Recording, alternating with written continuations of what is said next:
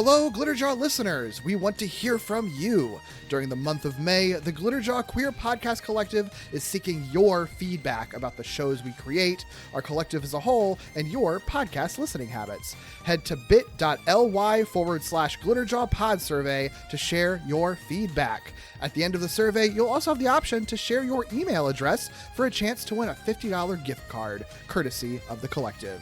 Thanks for listening. This is the worst assignment we've ever had. Worse than the time we were attacked by the flesh-eating virus? Oh, he bit me with my own teeth! No, this is much more irritating. I've seen enough, Mulder. Let's go. Yeah, okay.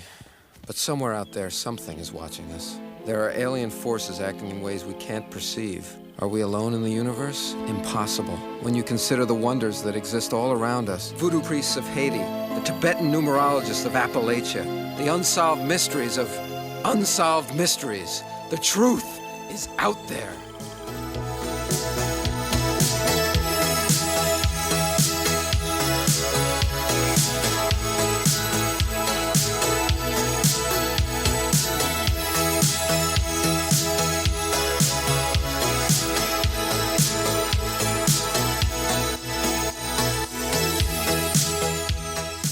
It's a Gimmicks bonus episode. I'm Derek. I'm David. And we are here today for a very fun on-the-fly, kind of winging it time. Yeah. Gimmicks bonus episodes are not like our normal episodes. If you have ever listened, we are very, very chill and laid back for these types of things. So loose. This whole idea, if you've been listening regularly, you heard us invent this idea on the fly and then very quickly bring it together. So this is going to be a fun time. So just to recap, before I introduce our two guests that we have on this bonus episode, we did an episode a few weeks ago on a crossover between the television series The X-Files and the reality show Cops with our friend Tyler from Fear Coded. And that came out in 2000. That came out in 2000. We followed that up with a bonus episode that felt relevant because it was basically a glorified commercial that crossed over The Simpsons with America's Most Wanted. Another case of two Fox shows, one being a fictional program and one being like a police procedurally reality show documentary thing. That's also basically propaganda. So two instances of two Fox shows crossing over with propaganda, right? And that was 1995. That was 1995. And we did that bonus episode with our friend Tommy, who's here with us today from Lee Carvalho's Potting Challenge. I'm here bringing you peace and love. I just wanted to say that. Yeah. yes. Also from Distant Echoes, but Lee Carvalho is the relevant thing. We go with that because it's a Simpsons podcast. So it made sense to have Tommy on for that. But on that episode, we realized, there's an interesting trifecta that exists in the Fox universe here. You had X-Files and Cops, you had The Simpsons and America's Most Wanted, but there's also an episode that crosses over The X-Files with The Simpsons. Another weird, bizarre, genre-bending, medium-bending Fox crossover. And we realized there is a podcast on the Glitterjaw Collective that is about the X-Files. So we had to bring in the host of Little Dead Aliens, Ben, with us for this bonus episode as well. Hello. Ben, welcome. Hi, thank you. It's so great to have you because this is such an X-Files-y episode that it really did make sense that we needed to get a little bit of highlight of who these wacky FBI agents are. Yeah. I listened to the other two episodes and I was like, they're really, and then you guys asked me to join and I was like, they're really having a Foxapalooza over here. So, good times. Well, we love we do talk about a lot of Fox shows. Fox made past tense, maybe present tense, but at least past tense made really great TV shows. Yeah. So we love Fox, and they were doing weird shit in the 90s and early 2000s too, I think. Yes. That's what it is. It's the weird shit. Great, maybe a moving target, but weird. Fox was there. Fox was like, we're doing it. Yeah. They also, it was like it's like still a very young network at this time, like in the grand scheme of things, right? Like the Fox network. It's about 10 years old by this point that we're talking about.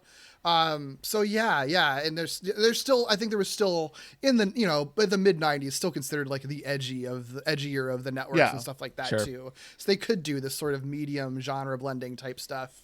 Before we get to that, obviously David, Tommy, and I, we've talked about The Simpsons ad nauseum across multiple podcasts, but Ben, I am curious what your history with The Simpsons specifically is. So I might disappoint you guys. I like The Simpsons, but I was never like a huge watcher of The Simpsons. I think like as I was thinking about that, I think like middle age to high school is sort of like the sweet spot where you need to be to like get into The Simpsons. And I was not allowed to watch The Simpsons because my mom thought it was the devil Sure. during that time. So Oh yeah, my God. I don't know. This is like a mythic. Ben is like a mythical creature. We hear about the person who's not allowed to watch The Simpsons all the time, and here You're you welcome, are, Ben. everyone. I'm sorry you didn't have a crazy mom. Anyways, so yeah, I wasn't allowed to watch a lot of stuff, but my husband is really into The Simpsons, so when we met, like he would watch it and I would see it. So like I've seen it enough to know, and I really enjoy it, but I've never like sat and watched it. So I like The Simpsons, it's awesome, Yeah. but I'm not like a huge Yeah. I couldn't answer like Simpson trivia and stuff probably. Well, then you're gonna hate the segment we've got coming up, which is where I ask you Simpsons. No, Awesome. we don't have that. I'm not prepared. I'm not prepared to do that. Yeah. I am going to be really interested then on your thoughts on how The Simpsons handles an episode like this. But before then, I guess for listeners who are not familiar with your podcast, Little Dead Aliens, if you want to briefly mention what that podcast is and briefly your history with X-Files and what made you a big X-Files fan. Sure. So X-Files sort of the same thing. Like it was on while I was in high school, like late high school, and I didn't really watch it. I had a friend who was super into it, so I knew about it and like he would tell me about it, but I didn't watch it necessarily. And then sort of on and off would watch it. Would like try to restart it once streaming became a thing and you could like just watch anything you wanted.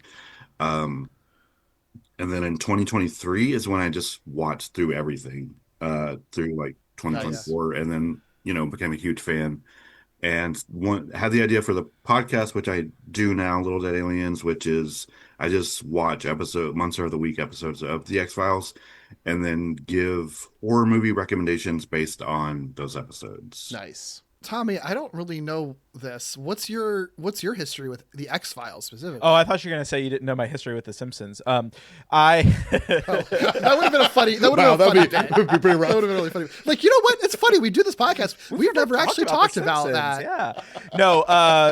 If people know my history with The Simpsons, it's fine.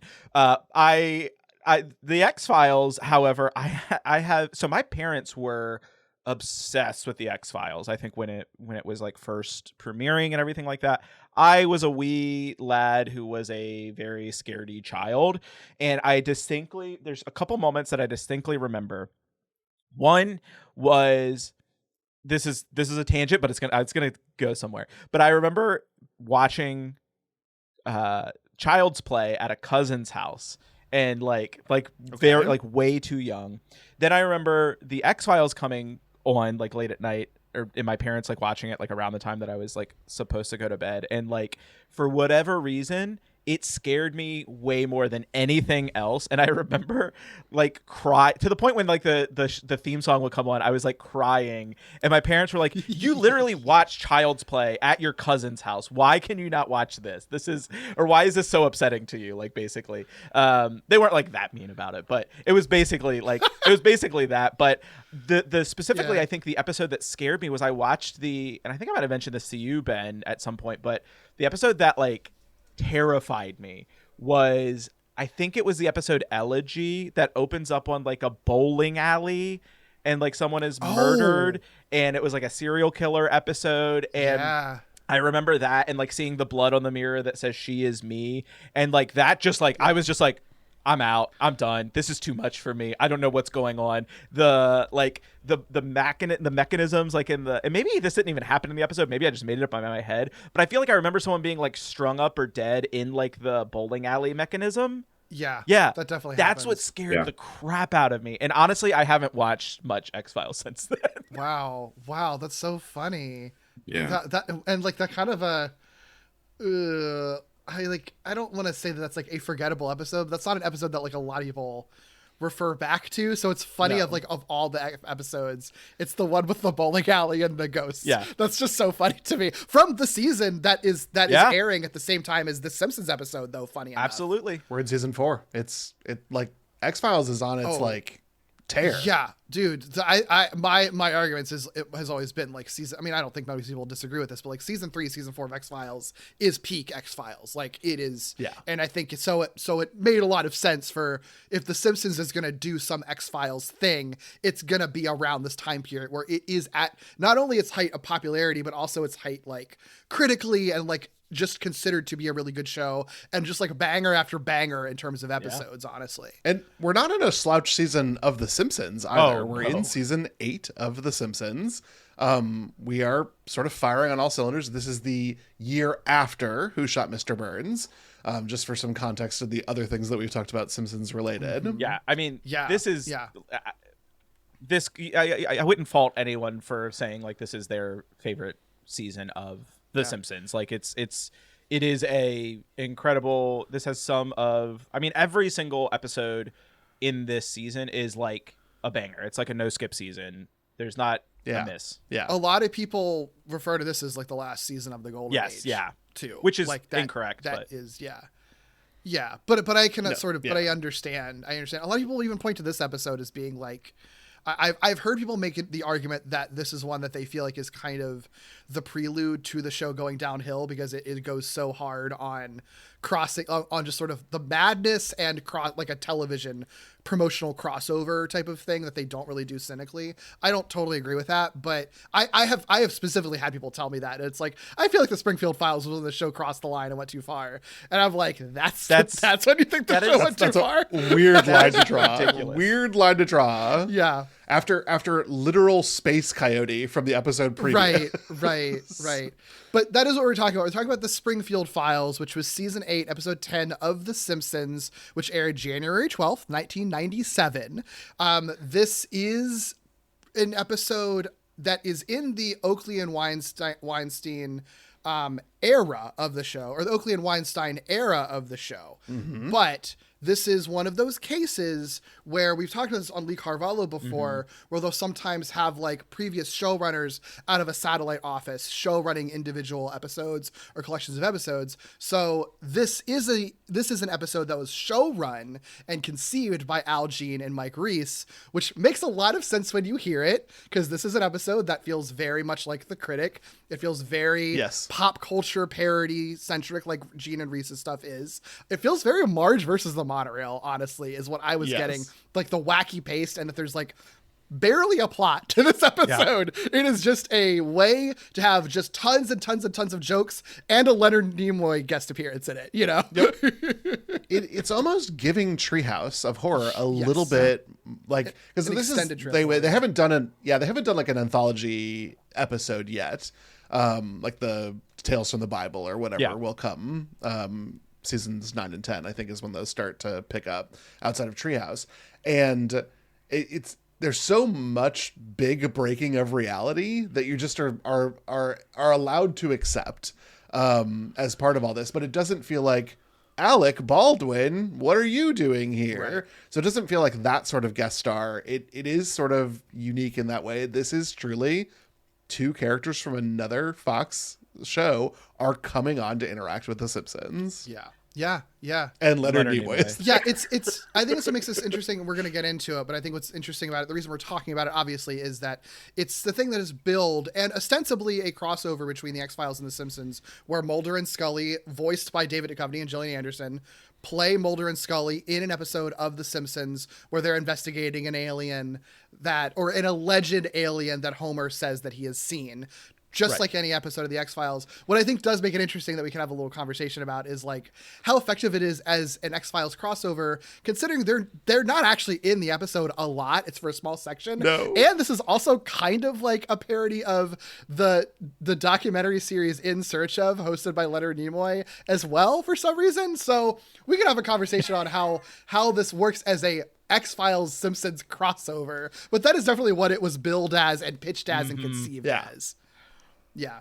But I want to talk about the spectacle of it, Derek, because the follow-up program this night January 12th, 1997 was kind of a big deal. And so Fox wanted something that was going to get people seated so that they would stay for the program at 8:30. And Tommy, it feels like you know what series was premiering. Oh this yeah, night. that was the premiere of King of the Hill, baby. This is the episode that goes on before King of the Hill originally broadcasts. Which This is the lead into King of the Hill, Derek. But you know what? If you want to show the stark difference between The Simpsons and King of the Hill, what a great way to do that. Absolutely. Yeah. And 1997, what follows King of the Hill in the 9 o'clock slot? The X-Files. On Sunday night, The X-Files. Yeah, it's the X-Files episode that aired the same night is the famous episode that we all know and love and remember forever, El Mundo Gira, of course. The one with the chupacabra. No one fucking remembers that episode. I don't remember if I liked it or not. And it doesn't help that episode is couched between Paper Hearts, a banger Vince Gilligan episode that's one of the best. And then the one after this is the Super Bowl episode, Leonard Betts, which is also one of the best episodes of the fucking show. So makes sense that this one may be a little forgettable, but it is funny that like the Chupacabra episode is what aired the same night of this momentous night of Fox programming. It's so funny. Of course, I don't want to neglect the lead-in program, which was, of course, the season premiere of the world's greatest animal outtakes airing at 7 to 8. No. This maybe was the most Fox night of television that has ever existed, actually. Entirely possible. That is entirely possible. Yes. If the cast of Melrose Place had showed up in the Chupacabra episode, that would have been perfect. Yeah, right, exactly. That's all I really need. Oh, man. I don't know where the best place to go from here is. I guess just generally what people think of this one, because we all have, I think, varying degrees of experience with both The Simpsons and The X-Files. So how something like this plays, I guess, who watched this when it originally aired, I think is the first question. I think I did. I honestly don't remember. I probably did. I was watching Simpsons when it originally aired, but also in syndication, so it all just kind of like blurs together. Yeah, I do think I remember watching the premiere of King of the Hill, so I don't know why I wouldn't have watched this episode. And again, my parents were big X-Files fans, and they promoted the hell out of this episode. Like, they did. Yeah. I'm almost positive that I watched this when it originally aired, and it's one I've returned to and I've watched multiple times thereafter because I think it's a good episode. Like hearing that people lump this in with other guest star episodes, one is I just don't understand that because it's not the same thing at all. Like a crossover episode, I'm on record saying I love crossover episodes. I know even though they're bad, I love when I get some Jetsons in my Flintstones. I love when I get some X-Files in my Simpsons. Like, I love that stuff. I know they're not usually good. Yeah. But I think this one is generally a good episode of TV. And yeah, it's not like it's a little bit of a different pace, I think, than some of the other episodes from this season. In that, like, I mean, I literally took down like probably close to 45 jokes in like the first 2 minutes of the episode. Like it's wildly packed, but I just really like it. I think it's a good one. I think I know I just asked you all a question and now I'm immediately derailing it to go on a tangent. But I think the argument that people have against this episode, again, I think it's still a minority thing, but I have heard it more than once. I think the argument isn't that the episode itself isn't funny so much as that it's one that kind of is the first time the show really truly heavily breaks reality, where like you have like Homer, like you get the lineup that has, either Kodos and or Kang with like Alf and Chewie and stuff like that.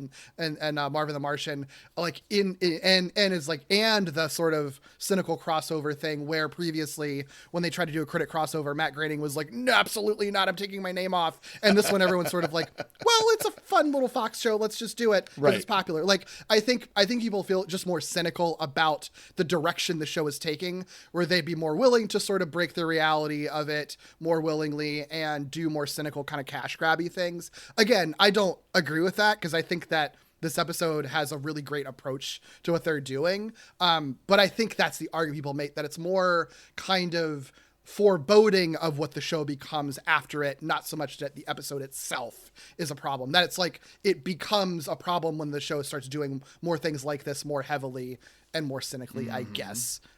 Just to like frame their argument a little bit, but it's an argument that I don't agree with. I think this episode's great and the show continues to be great for at least a season or two after. But I also think that part of what makes this work and feel good, and I mean, I was one of the people who watched this live because I think Derek and I talked about this on the Seinfeld episode.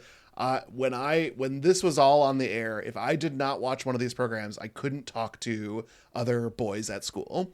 And I have vivid memories of us saying the unsolved mysteries on Unsolved Mysteries and just thinking that was the funniest thing that pen had ever hit paper.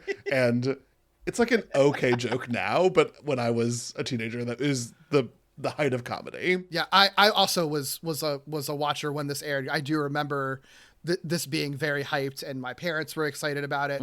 We all also watched King of the Hill together afterwards as well. It was a great time. Yeah. Ben, I'm curious, since you weren't a big Simpsons head like we were, do you remember if you watched this one live, or what's your history with this episode? I know for sure that I didn't. It like, especially saying that it aired with the premiere of King of the Hill. Like, I don't recall that being a thing that I knew about existing or happening. Yeah.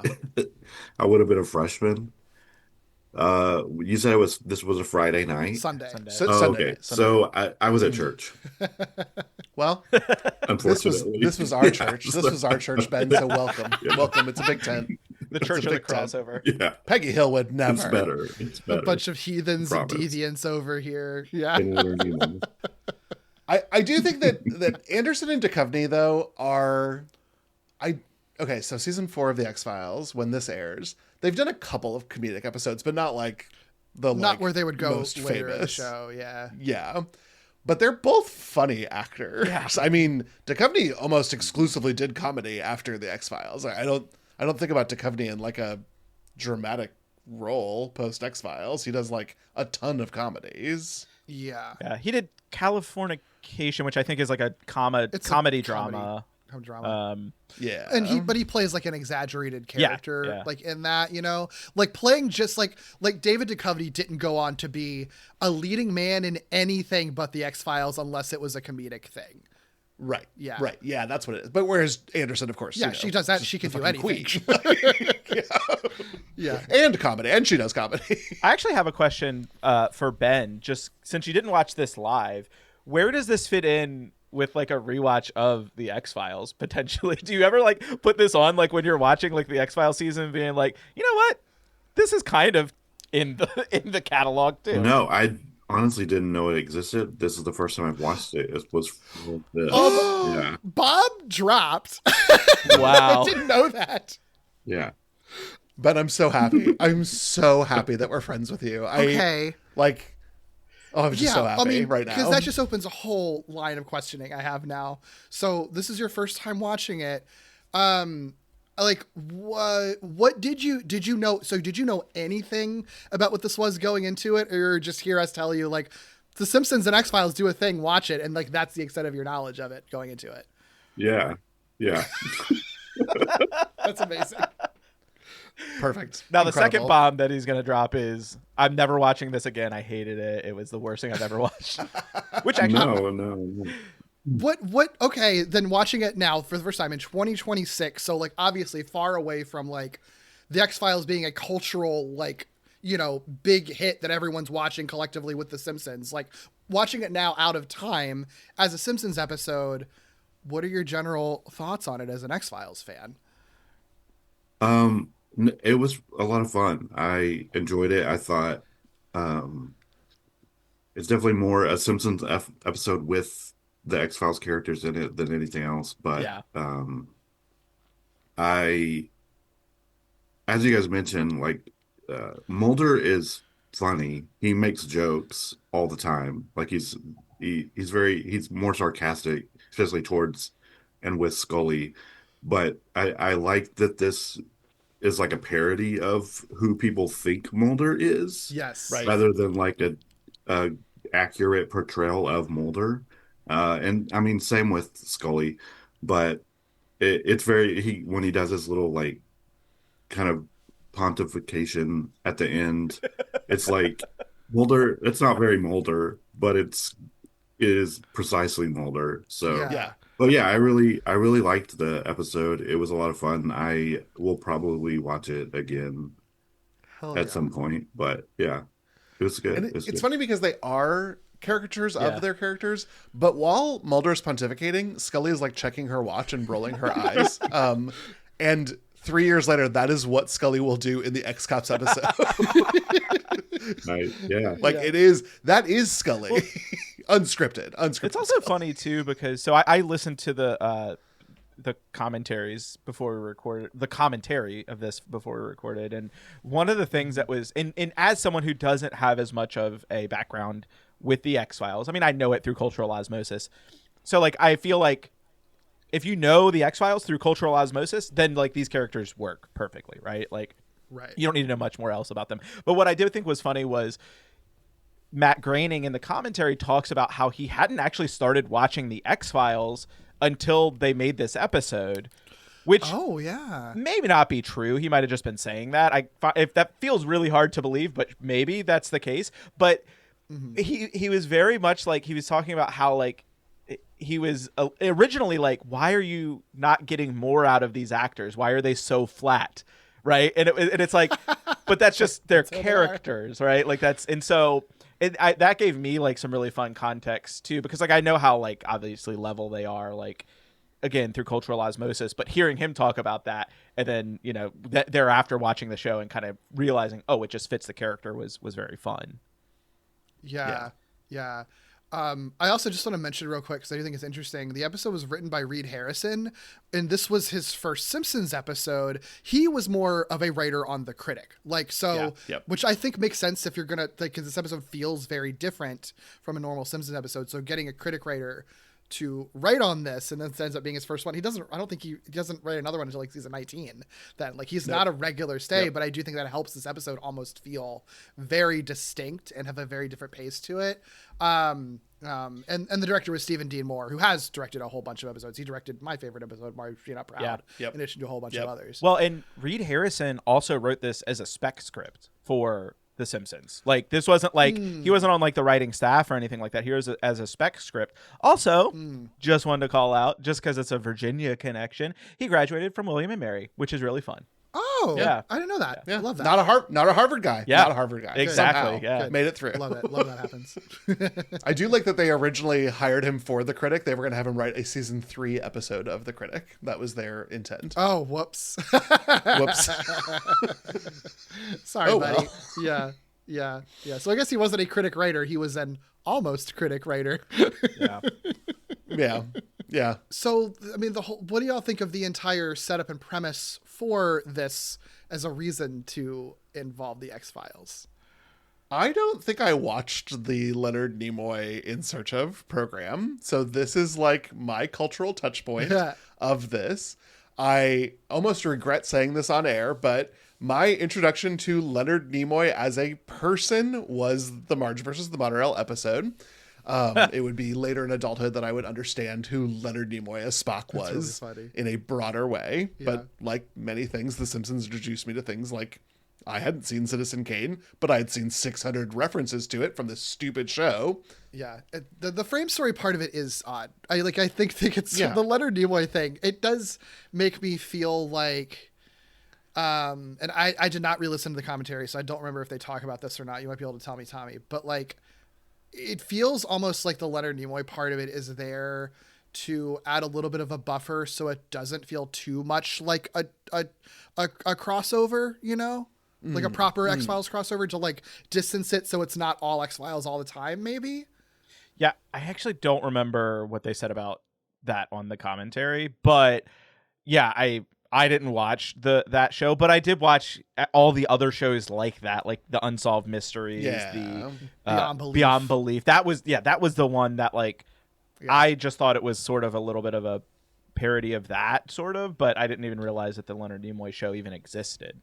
Well, in a Gene and Reese episode, it does feel a little bit like there's some padding. Like this gets really close to feeling a little short of an episode. So they just kind of added it to fill time. It does also, I don't know that Gene and Reese ever thought about this kind of stuff, but it does kind of help make the episode be able to be outside of continuity a little bit, because it's like Leonard Nimoy hosting an episode of a different show that features the Simpsons characters. So if you don't want to believe that the Simpsons and X-Files exists in the same reality, you can be like, well, this isn't a real episode. This is an episode of Leonard Nimoy's show instead. You know, it felt like to me like someone making like a creepy soup. They were like, well, X-Files is kind of creepy. This Leonard Nimoy show is kind of creepy. Let's just do both to make the episode more creepy.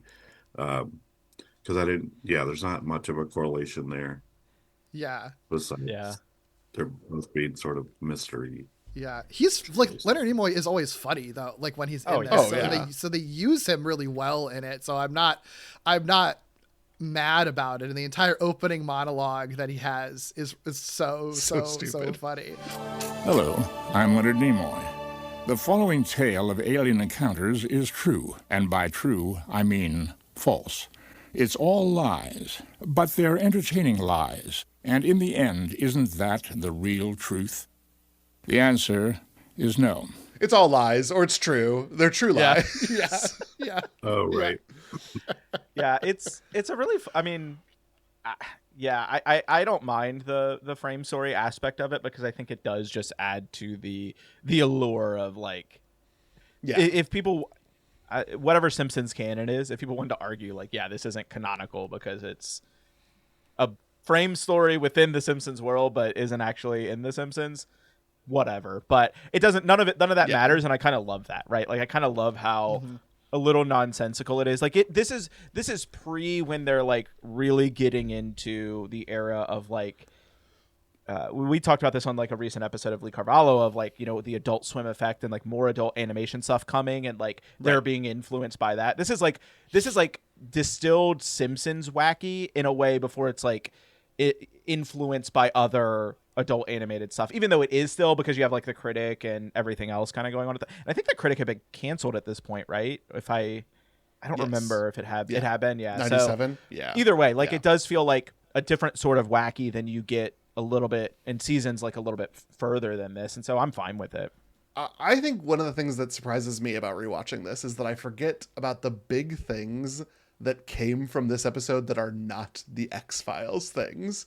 And right away, it starts with the bus that couldn't slow down. One of my favorite jokes all time. I had no idea was from this. Sorry to just yell and cut you off, David, but that is probably, whenever I think about like Simpsons quotes that I love, the bus that couldn't slow down always is like on my list. It's like, it also feels like a deep cut too, because it's like not one of the popular memed ones, but it is just like perfect. It's so good. Yeah. With Homer sneaking out of work, I actually thought, I got confused. I thought this was the to overcome the spider's curse simply quote a Bible verse, because that felt like the level of wacky that this episode was giving. But then they did the 70s surveillance tape, and that was sit on a TV shirt. Happy Days, inescapable, always inescapable. Sit on it.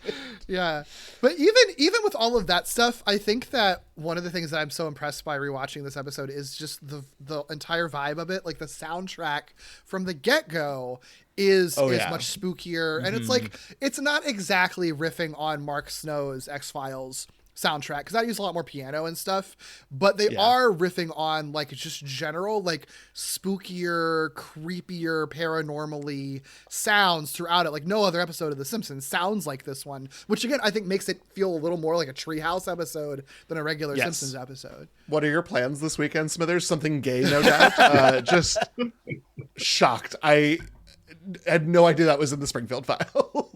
Yeah. What?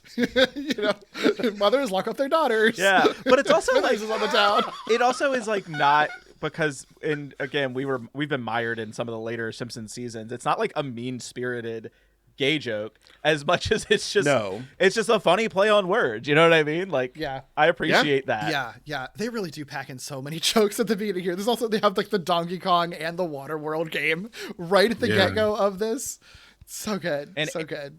Aliens. Why? Like the background, in the background, instead of the Alien arcade game, it says Aliens, which is just like a weird, dumb like sign gag, but they just have it there for no reason. Yeah. Derek, did you remember that this is where diet came from? Because I also was like shocked about this. Yeah. I love that Bart at in the opening is writing "The truth is not out there" on the. Yeah. That's right. We Blackboard. even get a That's chalkboard gag that's very It's X-Files. a very good call. That's a really good chalkboard gag that just like sets, especially too, because like, again, I don't know that like they do promote guest stars like a lot when they're on the show, but like when they're doing like a 2-show crossover, like this is like super highly promoted. So like to have that as the first thing, so people know like this is what's coming, I think is very smart. Yeah. Yeah. But yeah, it's like a parade of jokes at the beginning, and it's almost like they get all of like the Simpsons-y stuff out of the way so that they can get into the actual premise of it, which is Yes. Homer stays out late being really drunk. He has to walk home because he can't drive because he's that drunk. And then through a series and like walking through a spooky forest we've never seen in Springfield before. On his way home, a bunch of spooky things happens. He gets freaked out and then sees what he thinks is like a glowing green alien, essentially. Incredible. Yeah. Incredible design on the alien, just like start to finish, I've got to say. Yeah, the animation in this episode is really special because there's a lot of like just it is almost like a genre bending. I mean, it is a genre bending episode in a sense, but like they use the animation really effectively to convey that too. Like, so it is like there's a lot more moments like the walking through the spooky forest, like that forest looks gorgeous, and then once the alien does appear, like that glow and things like that. They talk about it in the commentary how that was not an easy thing to do in traditional animation. Sure. Once they move into digital, it's something that probably would have just taken a couple minutes, but in traditional animation that was a lot harder to do. There's also some really great shots towards the end where you have like a whole bunch of characters from the town like on screen at once, which is also something that's not very easy to do. So like animation wise and just look and direction of this episode, I think it's a pretty remarkable one, especially for something that is you could just write off as like a crossover episode and you don't have to put that much effort into it. So, but nobody believes Homer. Nobody believes him.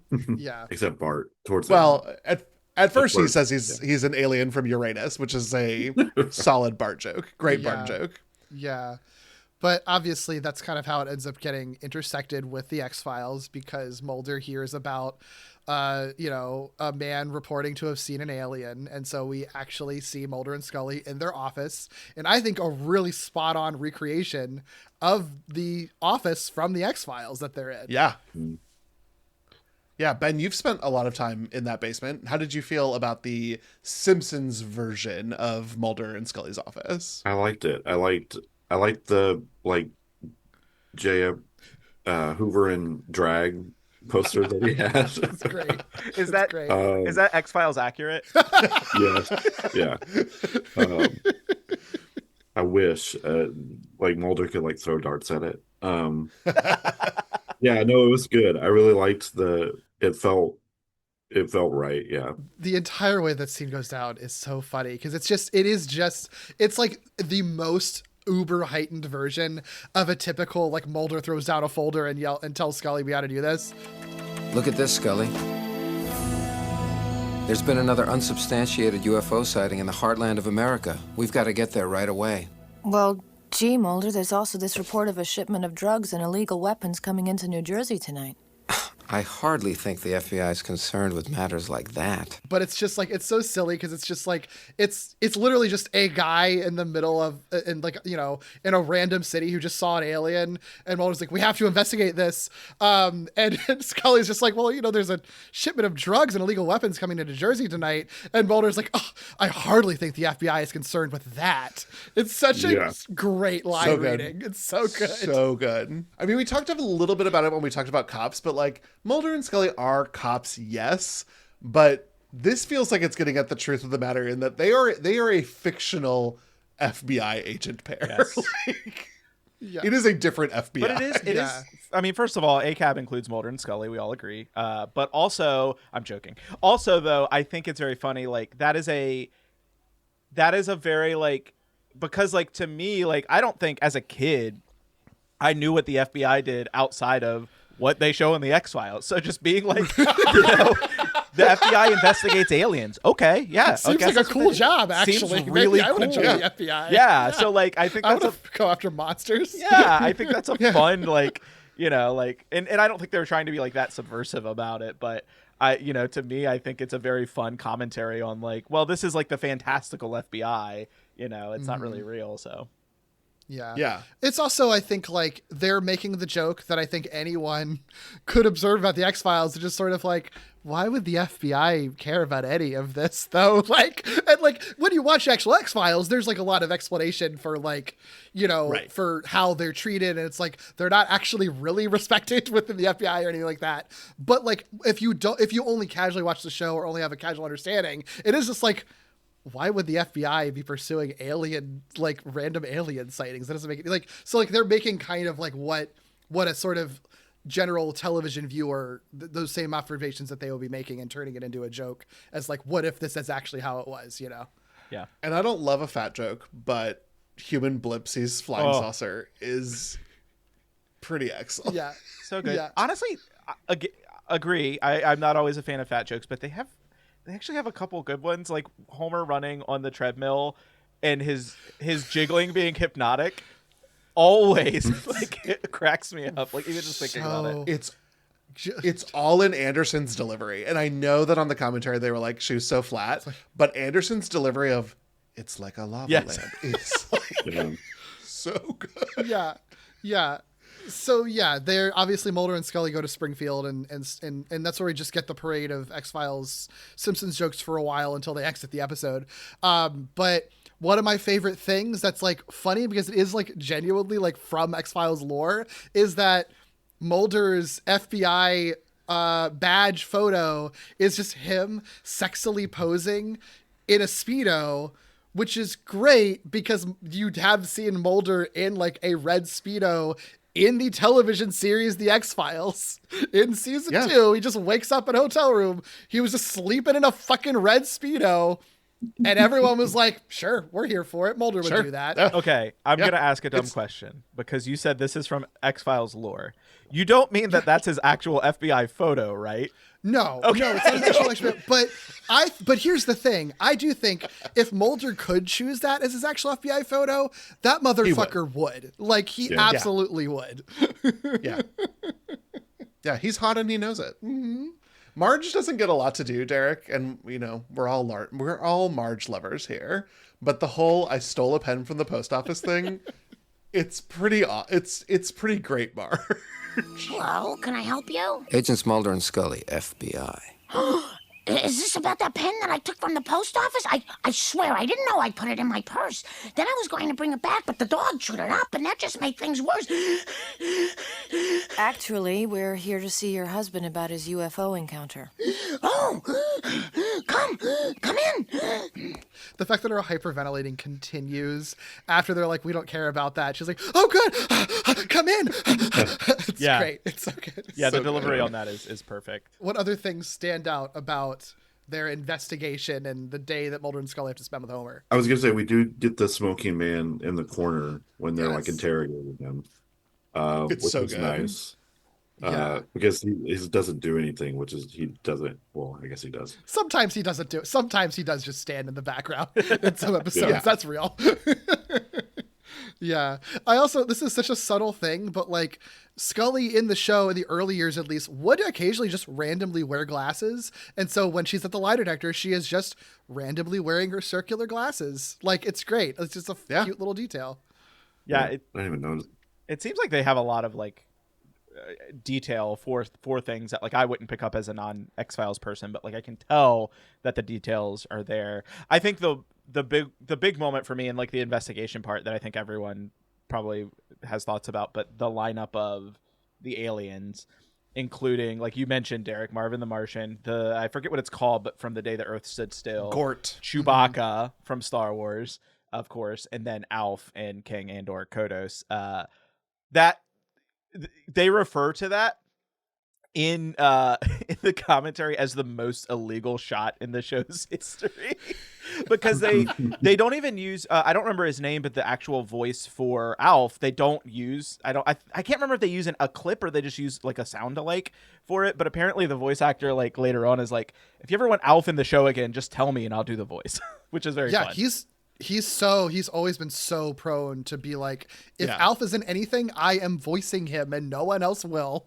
Let me voice him and I will do it in anything. Yep. I also love the implication of, again, like this is just silly to the max, of like the fact that like they're investigating an alien and they have like 5 actual aliens like in a lineup. Like that's so funny to me. Yeah. Like what does it matter who this other alien is? You have all of these other aliens. Like, again, I know it's cartoon logic and cartoon humor, but it's just very funny to think about when you get really deep into it. Well, and I think it's also playing off of the popularity of Usual Suspects, which was 95, you know, yeah, I guess like so.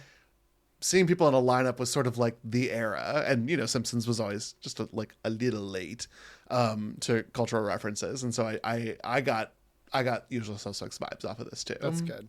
I do like the idea that it's like Scully is just looking at a lineup of aliens and it's just like, no, that's real. I That's can't, real. I've gone blind suddenly. I can't see them. Yeah. And listen, I think you could look at Gort, Marvin the Martian, Chewbacca, and even Alf and Scully away. But you're looking at Kang/Kodos. Like that feels a little bit like proof of alien Scully. Yeah, that's like season 7 Scully still pretending to be in denial. Yeah, but Chewbacca, like that's just another one of those Mulder Bigfoots that we've got 100 pictures of those back at home. Oh, that's amazing. I like that they don't use the typing, you know, setting that X-Files uses a lot, but like the one joke they get of it is just the typing of the setting and then all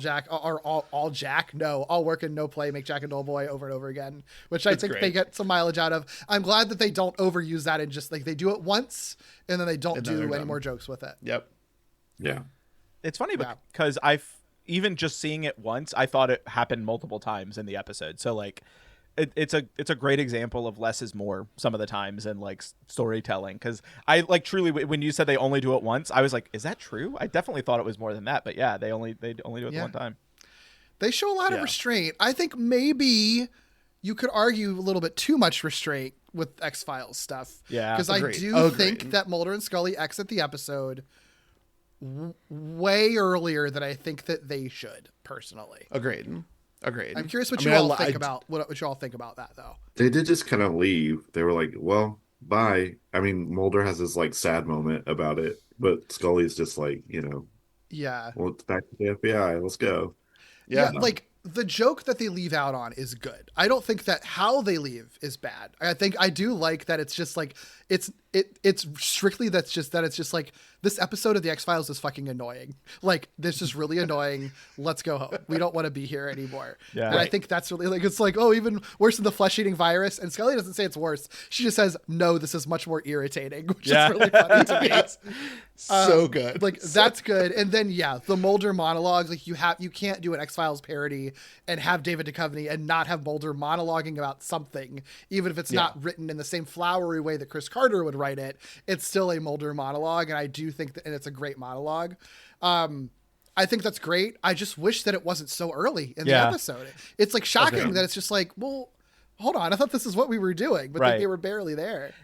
Not to give notes to arguably the best who have ever done it, but I think that they could have put that very moment at the end after they find out that it's not actually an alien, it's just Mr. Burns. You literally have there's nothing needs to change. You can have the exact same jokes, the exact same lines, and then you could even have Mulder doing his like monologue, an extended version of the monologue over the credits, right? Like I think that would have been perfect, and then they don't have to exit the episode that early. But no, I agree. I don't know why they leave so quickly. Well, we almost sort of do Bart as Mulder, Lisa as Scully, but never in a conceptualized or ideal. Like Lisa is the one who uncovers that it's Mr. Burns. Bart does become a believer with his father in a kind of touching Homer Bart scene. Sure. But like it's never, I don't know, a heavier hand of the X-Files of it all would have made a direct correlation. Bart is Mulder, Lisa is Scully, but they don't do that because this is very Gina Reese. You're just supposed to understand that this is a cultural moment. Yeah. I think it would have been more fun if they had done like a Mulder and Scully are investigating, but also Bart and Lisa are investigating. Just that sort of. Yeah. Like, do you think that they were just too wary of this being perceived as a cynical crossover, which it ends up being viewed as by some people anyway. But do you think they were just too wary of that? So they were like, we're going to try to like lighten this and make it as least X-Files as it can be while still being an X-Files satire. Like, is that the balance they're trying to play at, you think? I don't know. I mean, maybe. I do. I don't really. Yeah. Because again, I think it's still a fine episode. Like, I don't think there's anything. Yeah. I think that like criticizing when Mulder and Scully leave from a like looking at it from the perspective that we're looking at it as for, you know, an X-Files crossover, I get, but like outside of that, like I still think it's a really good episode. So I don't know. I don't know what their thought process was kind of going into that and using those characters. It's also still like kind of early in the X-Files, right? We said it was like season 3. It's season 4. But that doesn't feel that early. That's not that early because they were thinking of like ending the show with the movie in season 5. Yeah. Like this is, especially for like a science fiction show with this many episodes, like that's a substantial life for a show. So this isn't, this wouldn't be considered early days for it at the time, I think. Yeah, I don't know then, truly. I was gonna say I listened to the commentary that Tommy sent too, and they talk about it, like he said, it was a spec script, but they talk about they wrote it sort of earlier. So I think when when X-Files was in season 1 or 2. Oh yeah. So and it's kind of like we're gonna throw this new show a bone and like give them some time on our show, which is a huge thing. So it could be that they just didn't rewrite stuff now that X-Files is also a big deal. That makes a lot. I think that does make a lot more sense actually, because it's like, well, we don't know how many, like, we don't know how well remembered this show is going to be in reruns or how many people are going to necessarily get all their, like, cause I think that you could have suspected that X-Files would be a flash in the pan thing. And then like after season 2, it, you know, collapses and gets canceled or something. It's probably what we were suspecting might happen, too. So that actually does kind of clarify it a little bit, that it like wasn't necessarily intended to be a huge event, but then by the time it's produced and is airing, X-Files is gigantic, so that it does become an event retroactively. Right. You've always got to take the commentary with a little bit of a grain of sand because they're recording it in 2005 after the X-Files was, fucking huge. Yeah. But they're like, oh yeah, we broke the story in a writer's retreat in 1992 because we saw the X-Files on a cover of a TV guide. And if that's actually true, that is a preview of the 1993 Fox lineup because the X-Files wasn't out in 92. Yeah. Which that seems wrong. Like that doesn't make any sense. Yeah, I think it's just a misremembering. Yeah. But I do believe that they were doing it in season 1, if not season 2. Sure. That makes sense. That they were breaking the story. Yeah. I think that does actually clarify things a lot for their thought process with it. Yeah. And I think if you had done this episode, the X-Files episode of The Simpsons crossover in season 11 or 12 of The Simpsons, it would have been a much more Bart is Mulder, Lisa is Scully, and Homer is Skinner. Like they would have like gone whole hog to the point that it probably would have been a little unpalatable. Yeah, that's fair. And it could have even seen like, because one of the things I was thinking about, because Ben, I think you're right. Like there is like a version of this too, where it's like leaning more into the Lisa and the Bart as the two, FBI agents. I could even see like a team up of sorts, like between those characters as well. Like I think that's something they probably would have done in like a later season too, but. What we get is something a little bit more, or a little bit more of a little bit less of the guest stars, which I think probably isn't a bad thing. Again, especially when you consider like what the main complaint for The Simpsons is moving forward is like, it's just a parade of guest stars a lot of the times. So having them not necessarily be, the main focus the entire episode, I think probably helps this episode feel a little bit better to people who tire of that. Because I do think people, even looking back on this episode, a lot of people rank this as like a very very highly, and Mulder and Scully I think are on lists of like best guest stars and things like that too. Yep. So I think in retrospect, I think probably like in the years immediately after this episode, and when you get a lot of those parade of guest stars, it probably gets lumped in with everything just because of what it is. But I do think in retrospect, a lot of people look at this episode a little bit more fondly based on how they treat the guest stars. So I think it probably works out in the long run for them to have, used them the way they did. Sure. Well, the rest of this episode after they exit is just kind of a lot of just random pop culture jokes, and then they kind of unravel the mystery as it goes along. I've always loved the reference to the Budweiser frogs getting eaten by an alligator that says Coors, which is so implanted in that time period. It's so dated. It's the most dated so joke. dated. It's wild. It's so funny to me. And it's funny too because like, you know, like I was even like reading like where, you know, people were like wondering like, even at this time, like if the X-Files ended in season 5, which, you know, it doesn't, but you know, if people forget about the X-Files, like there's still like things in this episode that are like going to be relevant moving forward. And like, that is not one of them. Like the Budweiser frogs and the Coors alligator. It's so funny. So funny. It's so funny. Why is Mo smuggling a whale? Well, Mo does smuggle exotic animals. Yes, so. This is this the second instance I guess of it. that is a thing that he's done before. I think that they probably just liked the sight of a giant whale in a room going woom woom woom. Yeah. I think that's literally all it is. It's just a funny thing to see on screen.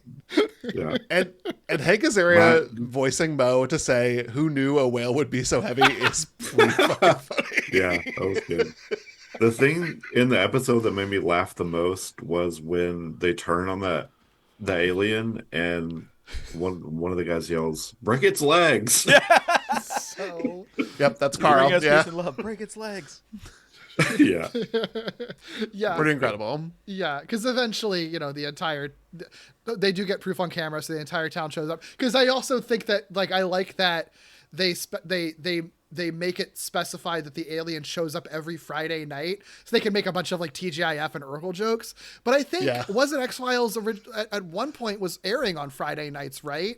Like it obviously wasn't at this point, but I think when it started, up through the beginning of season, like the first 2 episodes of season 4, it was running on Friday nights. So that's probably what that joke was, is that the alien shows up every Friday night. Like the X-Files was showing up every Friday night, but then Fox like moves the X-Files during the season to Sunday nights, which ends up kind of ruining that joke, unfortunately. Yeah, that's wild. Yeah. That only just occurred to me, actually, that it's just like, I think that they're referencing that the X-Files is airing on Friday nights up until literally the season that this episode airs in. I do think one thing that is interesting is like it kind of runs counter to, again, some of the guest star episodes where like when they get a guest star in the future, it's like a lot about that person, or even if they exit pretty quickly, it's more just like the Simpsons family, and like you don't get a lot of extra characters in the show doing stuff. You have so many like characters just from Springfield having moments in this episode, which is kind of wild to me, considering like, again, it is a guest star centric episode and you have 3 guest stars, you know, like the fact that you have, I think that very early, like you mentioned it, Derek, of like getting the Springfield stuff out of the way, like so many like little vignettes of characters in the town. I think that's one of the reasons why I really like this episode too. Sure, it's because I love a vignette episode where you get like just very like quick glimpses, but it's really fascinating that they're able to do that. And again, not to keep harping on this, I think this is why it is more successful than other guest star episodes moving forward, because your favorite characters all get like screen time, you know? Right. Well, I think Abe Simpson might have more lines than Mulder and Scully. Possibly, yeah. Leonard Nimoy definitely does. Like, you know, like, because at a certain point, he also has some of the funniest bits, because at a certain point, he like thinks the story is over, and then it's just like, there's 10 minutes left, which I also feel like is a meta joke of them writing the script and being like, oh shit, we have way more pages we gotta write. But then he like leaves, but then enters the story that he was telling. Yes. Like, he's now in Springfield for the last act of it, which is just so silly. Yeah. But yeah, it all turns out to be, there is an explanation for this. It all turns out to be Mr. Burns, who was the alien all along, because every Friday night, through like a series of like adjustments to keep him alive that gets him like all doped up and fucks with his voice and his back. And also because he works at a nuclear power plant, he has a quote healthy green glow, that he just looked like the alien until Lisa just shines a flashlight on him and reveals it to be Mr. Burns. Yeah. The chiropractic animation of Mr. Burns is so good. So good. It looks both awful and like that would fix me. Like I could go for that right now. Yeah. Yeah. And I do love, like, after it's been revealed as Mr. Burns, Willie is still like, kill it. And that drawing of him with the rake is so funny. It's so good. Yeah, that I think the animation too of him walking away is like so like they even are laughing in the commentary like as that happens, like him walking like with that walk of like just the weird waddle, like it's like walking like on his tippy toes. Yeah, like. it's so good. Awesome. Yeah. A shot of painkillers will do that. That's why we had the opioid crisis. It's right here in this episode. Wow. Simpsons predicted it. Yeah. And you know, and it just ends with them all singing Good Morning Starshine from the musical Hair, because that's what you do in an X-Files crossover episode, I guess. Yeah, it's a real missed opportunity to not have Jillian and David singing this with them. Yeah, because they're in the scene. They show up in the scene, and isn't one of them wearing a Homer is a dope like Stitch shirt too? Yeah. I think Scully is. So like they're there, but they don't. I wish they got one more joke with them. Yeah, if they're drawn into the scene, you know. Like fully turning on the flashlight would have been good if she was just like, "Hey guys, like it's." Lisa mentions like, "Oh yeah, I just borrowed the flashlight from Mulder and Scully. They're always carrying around flashlights everywhere." The plot. Love a flashlight. I was gonna say the plot of Lisa just shining a flashlight on him, very thin. Don't examine that too much because it's super thin. It doesn't make any sense, I don't think. But it is very. It is funny, and again, not to keep mentioning the commentary, but they talked about she's reading like Little Skeptic magazine. Apparently they talked about this in the commentary of that. They were said that they got a positive review from Skeptical Inquirer. I thought that was fake. I thought they were just making that up as a joke. That is a real thing. Apparently this episode was reviewed in Skeptical Inquirer, whatever that is, which is very fun and very funny. I love it. More niche magazines, please. Yes. Thank you. Yeah, she's reading the Junior Skeptic magazine, and as soon as I saw that on screen, like I know as a collective we've been talking about doing zines and stuff, and I think we should make one called Junior Skeptic, Middle-Aged Skeptic magazine. Oh, whoa! Hold on a second. I love that idea. Bring it on.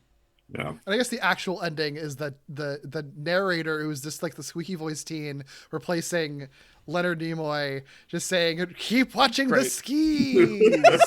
Skies. Great line. It almost feels like we're told don't say "keep watching the skies" because it's like a copyright thing. But if you fuck it up a little bit, you can do it.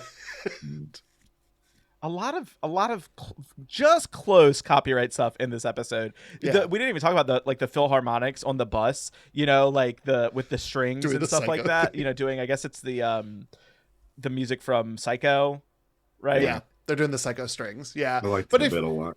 Yeah. If you had $1 every time the Simpsons did the Psycho strings, you'd probably only have like $40, but you'd have $40. Yeah. Like that is a well that is gone to in the Simpsons.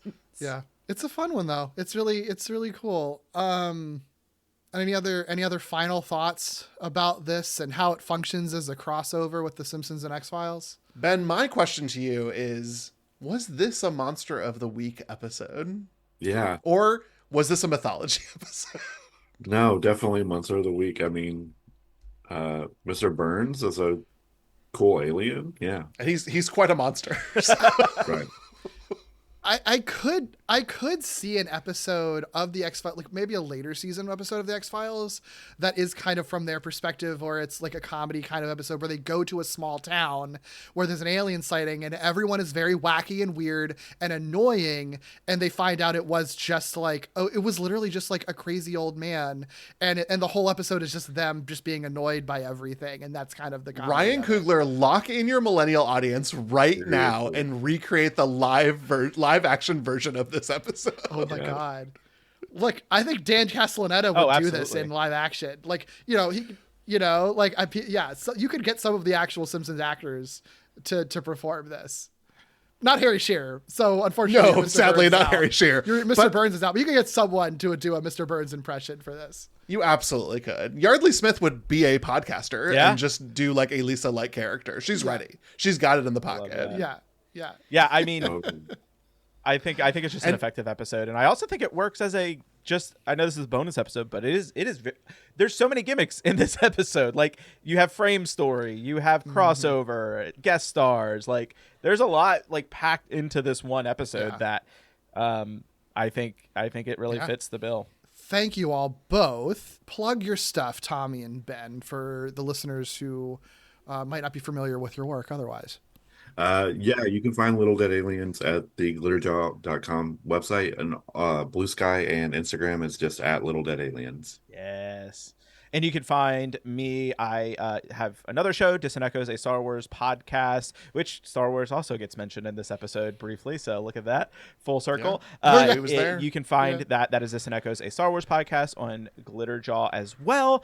And my other show that I host with Derek, which is Lee Carvalho's Potting Challenge, a Simpsons gaming podcast. Both of those are Glitterjaw Productions. Wonderful. You know where to find David and I. Just listen to a regular Gimmicks episode to hear our long plugs. But of course, Gimmicks is a proud part of that Glitterjaw Queer Podcast Collective. So if you're looking for the shows that we've talked about here, or even more shows where we do queer media analysis, check out glitterjaw.com. Yes, and take our listener survey. There's probably there'll be an ad at the beginning of this one, but if you weren't paying attention, in our show description, go to listener survey. If you listen to any Glitterjaw shows, we would love to hear from you. Just click on that, and you can enter to win a $50 gift card. Yeah. Yeah. But until then, keep being weird. And break his legs. The truth is not out there. Oh my God. Good morning, starshine. The earth says hello. You twinkle above us, we twinkle below. Good morning, starshine. You lead us along. His jiggling is almost hypnotic. Yes, it's like a lava lamp.